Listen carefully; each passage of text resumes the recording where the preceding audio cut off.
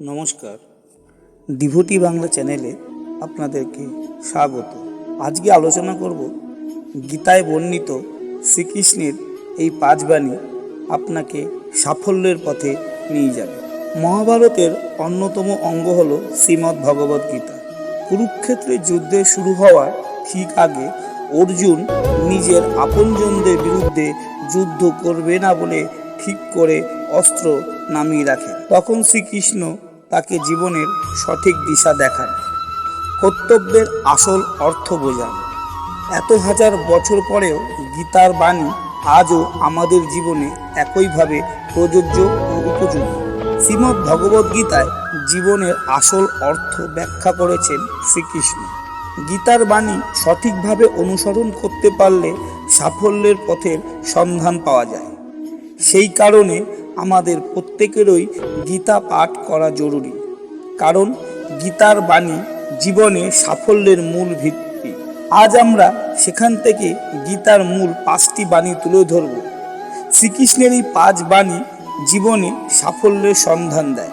যখনই আপনি জীবনে সংকট বা সংশয়ের মুখে পড়বেন, তখনই গীতার বাণী আপনাকে আশ্রয় দিতে পারে। গীতার বাণী অবশ্যই আপনাকে জীবনে কঠিন সময় থেকে বেরিয়ে আসতে সঠিক পথের সন্ধান দেবে। গীতার বাণী আপনার জীবনের সব সমস্যার সমাধান করবে ও সাফল্যের দিকে নিয়ে যাবে। জেনে নিন গীতার এই 5 বাণীর কথা। জীবনে জীবের জন্ম হলে তার মৃত্যুও অবধারিত। গীতায় কৃষ্ণ বলছেন, যার জন্ম হয়েছে তার মৃত্যু হবে। তাই মৃত্যুর কথা ভেবে আতঙ্কিত হওয়ার কিছু নেই, বা প্রিয়জনের মৃত্যুতেও ভেঙে পড়া ঠিক নয়। কোনো মানুষের সবাইকে সন্দেহের চোখে দেখার একটা প্রবণতা থাকে। কোনো কারণ ছাড়াই এরা সবাইকে সন্দেহ করে, কিন্তু যারা অন্যকে সন্দেহ করেন তারা জীবনে কখনো খুশি হতে পারেন না। অন্যকে সন্দেহের চোখে দেখলে সম্পর্কের ভালোবাসা ও পারস্পরিক আস্থা নষ্ট হয়ে যায়। তাই গীতায় শ্রীকৃষ্ণ অকারণে সন্দেহ ত্যাগ করার পরামর্শ দিয়েছেন। ঈশ্বর আপনাকে সব সমস্যা থেকে মুক্ত করতে পারেন। সেই কারণে সবসময় নিজের সব কাজে ঈশ্বরকে স্মরণ করুন। গীতায় শ্রীকৃষ্ণ বলছেন, যে ব্যক্তি ঈশ্বর চিন্তা করে জীবন কাটান, তিনি মৃত্যুর পর সরাসরি ঈশ্বরের কাছে পৌঁছে যান। আপনি যদি বুদ্ধিমান হন তাহলে নিজের বুদ্ধি কোনো